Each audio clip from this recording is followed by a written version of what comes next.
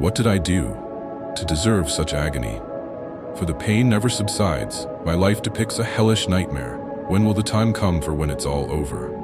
Woe is me, a young man who portrays the spitting image of a lonely soul. It's out of my control where my destiny takes me. But is this a destiny, or is it a meaningless attempt to reconvene the memories lost? This is a purpose that only God knows truly. Going to sleep for dinner to numb the pain of my hunger, having no place to lay my head firmly, bouncing from house to house, did every 16-year-old face this same fate?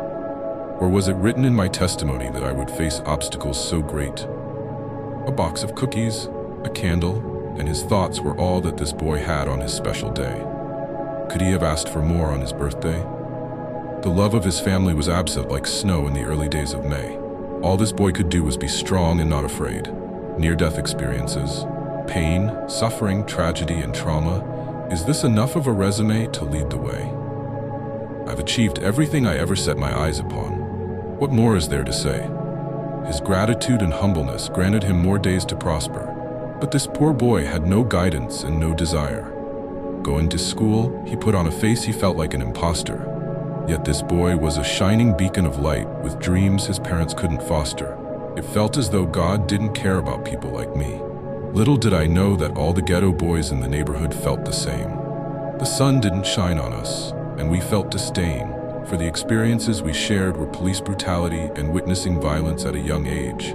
These are the stories that brought us together, and we could relate to our pain.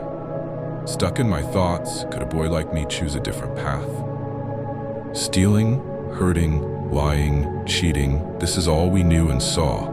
Finding ways around the system and breaking the law, our level-headedness and egotistical personalities were our greatest flaws. No matter where we turned, we couldn't run for help. It was a cycle that we were trapped in, and we couldn't see the light at the end of the tunnel. We had opportunities, especially the golden child, but they always fumbled. Who's to say that if a young me took a chance on the other side of reality, I wouldn't crumble? Abuse, neglect, abandonment, and a lack of guidance plagued the young me. And soon, I watched those around me choosing the easy way out begin to take a tumble. Why me? Why couldn't it have been someone else? I never signed up to be in this world, but I was brought here for a reason. But the way my father raised me was comparable to treason. He lost hope in himself and gave up. That's like betraying the unwritten rules of fatherhood. I am not one to judge, but I discern the deep feelings I felt seeing homes outside of our welfare complex, luxurious cars and happy families. I couldn't help but hold those emotions as they lasted as a grudge. Seeing the people I looked up to go to prison and hurt in front of my very eyes as a young boy, this twisted, dystopian image of a neighborhood hero, these visions left and so did my sanity. All I was taught in my environment was to die with some vanity. Is this what we've come to as members of humanity? I want to set an example. I don't claim to be perfect, as I am imperfect. My conscience was all I could protect. In those moments of darkness, uncertainty was all that I wanted to prevent. Motivation, they say, is a fuel that burns brighter than all else, but discipline.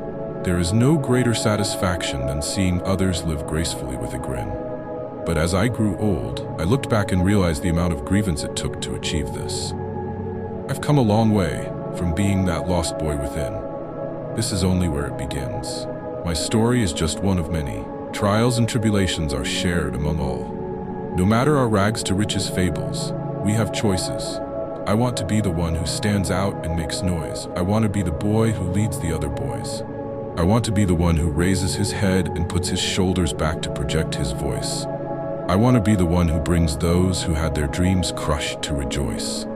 For this is the present moment. The past has elapsed. I wish I hadn't seen what I saw and lived what I've lived. But the man I've grown to become cannot be collapsed. What shaped me to be the way I am now is the damage I endured, and that damage cannot be reversed. The damage has already been done.